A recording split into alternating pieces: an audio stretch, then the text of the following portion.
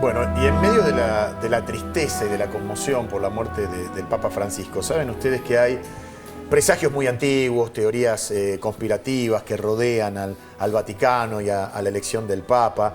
En su momento, profecías de Nostradamus que decían que la llegada del Papa Negro iba a significar el día del juicio final.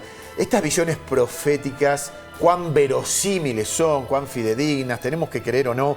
Ya está Oscar Gerometa con nosotros vía Zoom, él es especialista en religión. Oscar, el gusto de saludarte, ¿cómo estás? Buen día. Buenos días, Guillermo, ¿cómo estás? Bien, preguntándonos esto, ¿no? Porque corrillos que venimos, desde que somos chicos, se nos dice que primero que en el 2000 iba a ser el fin del mundo o que el fin del mundo lo iba a marcar la llegada de un papa negro. Y la pregunta es, ¿cuál es el origen de este tipo de profecía y si tiene sentido o no? Primero tengo que corregirte. Sí, por favor. Nostradamus escribió unas 940 y algo de cuartetas. Sí. En ninguna de las cuartetas se habla del Papa Negro. Ah, mira. Eh, a raíz de que tu producción me convocó, Sí. volví a revisar, volví a buscar. Nostradamus no habla del Papa Negro. Hay una cuarteta que es célebre de Nostradamus que se refiere al último papa, Ajá. que es Pedro el Romano, Ajá. pero no habla de un papa negro. El tema del papa negro, eh, el concepto de papa negro es un concepto que viene del siglo XVI y que en realidad se aplica todavía al día de hoy al general de los jesuitas. ¿Por qué surge esto en el siglo XVI? Porque el general de los jesuitas en ese momento se decía que era un hombre tan o más poderoso que el Papa romano. Entonces, como un símbolo del poder que tenía el general de los jesuitas a nivel global, se le decía el Papa ¿Pero Negro. era como una contracara, un enemigo dentro de la iglesia?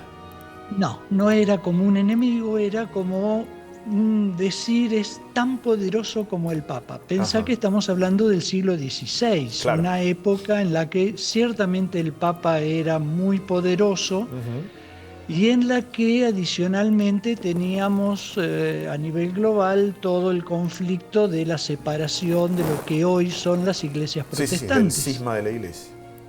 Y momento en el cual la Compañía de Jesús, los jesuitas, asumen particularmente el trabajar en contra del cisma protestante. Claro. Entonces la Compañía de Jesús era considerada el ejército del Papa y el general de los jesuitas se le decía el Papa Negro. Y fue muy popular esta denominación durante los siglos XVI y XVII, Sí. que son los siglos, lo que estudiamos todos en historia de la Reforma. Ahora, Oscar, pues, en base a lo que estás diciendo, sabemos que Francisco era jesuita, digo, ¿pudo haber sido Exacto. considerado él entonces, y nosotros no lo sabíamos, Eh, el famoso Papa Negro? no, es que este tema del Papa Negro reverdece con la elección de Francisco. Claro. ¿Por qué? Porque es el primer jesuita electo papa en la historia de la Iglesia. Ha habido papas franciscanos, ha habido papas dominicos, no había hasta Francisco papas jesuitas. De hecho, había leyendas populares que decían que era tan poderoso el general de los jesuitas. Aclaremos, Francisco nunca fue general de No. los jesuitas, fue provincial de la provincia argentina. Que era tan poderoso el general de los jesuitas que nunca sería elegido un jesuita papa. De ahí la particularidad de Francisco. Pero Guillermo era más un dato folclórico que otra cosa. Lo que sí está pasando, fíjate que hay un montón de reinterpretaciones, Tal porque cual. ¿qué es el Papa Negro? Ujú. ¿Es el último papa? ¿Es un papa africano? Si es negro y no es africano, ¿no es el Papa Negro entonces? Claro, Eh, claro. digamos, son estas conjeturas, estos rumores. la elección del Papa está llena de expectativa, está Sí, llena de Oscar, proyecciones. perdón, y además de preconceptos, porque, mira, quiero compartir con vos la imagen y los dichos de Robert Sara. Se piensa que un papa negro, venido de África, puede tener la cabeza más abierta o tan abierta como Francisco, pero estas declaraciones un poco contradicen lo que nosotros pensamos. A ver, vamos a ponerlo a pleno, por favor. Il y a la crise de la famille, parce que les vocations viennent des familles. Si les familles n'ont plus d'enfants, si la famille ne vit plus longtemps pour transmettre leur foi à leurs enfants, comment voulez-vous susciter parmi les enfants la vocation, le désir de se donner à Dieu? Donc, voyez-vous, les vocations ne sont pas, faut pas les isoler, elles se situent dans un contexte familial. Si on détruit la famille, si on ne favorise pas la stabilité de la famille, s'il y a trop de divorces, les enfants sont désemparés. Ils ne savent pas comment vivre. Ils n'ont pas de soutien. Parce qu'un enfant, pour un équilibre, a besoin de sa maman et de son papa. A ver, la idea de familia, de mamá, papá, el divorcio como algo negativo para el crecimiento de los chicos. Una cuestión, si se quiere, con la que nosotros crecimos, en donde ha habido una deconstrucción en los últimos tiempos, pero esto lo está marcando una persona que es papable y cuyo pensamiento podría derivarse el día de mañana, es sumo pontífice, en ser un poquito más riguroso de lo que fue Francisco, ¿no? Porque, Guillermo, estamos intentando interpretar. Vivimos una cultura muy secularizada, quizás la más secularizada, esto quiere decir en donde la fe religiosa deja de tener un punto central, quizás la más secularizada en la historia de la humanidad. Y tenemos categorías de interpretación de los dichos y de las tendencias que vienen del lado de la sociología, de la psicología, claro, de la política y no de la religión. Y estamos intentando interpretar lo que es un hecho religioso que debe interpretarse en el contexto religioso. Sí, y de un cónclave en donde los cardenales te dicen, será el Espíritu Santo aquel que nos guíe a elegir al nuevo Papa. Ahora, Oscar, ¿me permitís? Porque estoy acá con Laura Grassi, que viene de Italia, y quiero saber, para que compartas esta charla, Laura, si el tema del Papa Negro también está en los medios italianos. Sí, también está en los medios italianos, se dice esto, alguno dice hasta que Nero, ella entendía Papa casi malo, ¿no? Como diciendo, sí. Al principio, en el momento cuando fue leído, por ejemplo, Ratzinger, que el hecho que era de origen alemán, no es que le favorecía la empatía, ¿no? Con esta cara, y decían, ¿será malo, Nero de malo o algo? Entonces decían a Ratzinger. Luego, las cosas son muchas, se dice más que nada que un perfil de un cardenal negro podría ser uno de los más favoritos, porque en un momento Papa Francisco decía que, ¿por qué no un Papa negro? En un momento se salió una frase de Papa Francisco de esta forma, diciendo que puede ser el más representativo sobre lo que puede hacer ícono de pobreza respecto al África, al país. Y él mismo, recordamos que la primera vez que un papa sobre 135 cardinales eligió 108 y lo fue buscando en los barrios más pobres. O sea, tuvo una elección basándose en algún perfil que podía reflejar en lo que era su mismo, más o menos, ideas. Oscar. Sí, igual tengan presente esto. Históricamente, la elección de los papas no ha tenido nada que ver con la demografía de la Iglesia Católica. Es verdad. Es más, si ustedes prestan atención, el primer papa latinoamericano se elige en el momento en que proporcionalmente América Latina en la Iglesia Católica empieza a perder fuerza y empieza a ganar fuerza África y Asia. Es verdad. Sí. Y si lo miramos desde lo demográfico, hoy Asia es más representativa, digámosle así, incluso que África. Son otros criterios. Sí. Yo me causaba gracia lo de la periodista, porque la periodista que intercepta a los cardenales. Que interceptaba a los cardenales, al segundo le pregunta cuál es su predicción, claro, no me acuerdo el término exacto, Y en realidad el cardenal le contestó, yo no soy profeta, es cierto, está preguntándole a personas que sin dudas que tienen aristas políticas, sociológicas, demográficas, no dejan de ser seres humanos, Sí. pero que son personajes religiosos Claro. primariamente. A ver, Oscar, hablando de eso. Visión religiosa. Sí, de visiones y personajes religiosos. Por ejemplo, a ver, dicen que la primera profecía se conoce como la profecía negra, y te lo pregunto, se le atribuye a la Virgen de Fátima, que se le aparece a los pastorcitos, que se revela en 1917, y de acuerdo con lo que hemos visto. Yo vi esto, por ejemplo, en el canal History los otros días, ¿no? La Virgen de Fátima se aparece a los hermanos portugueses, Francisco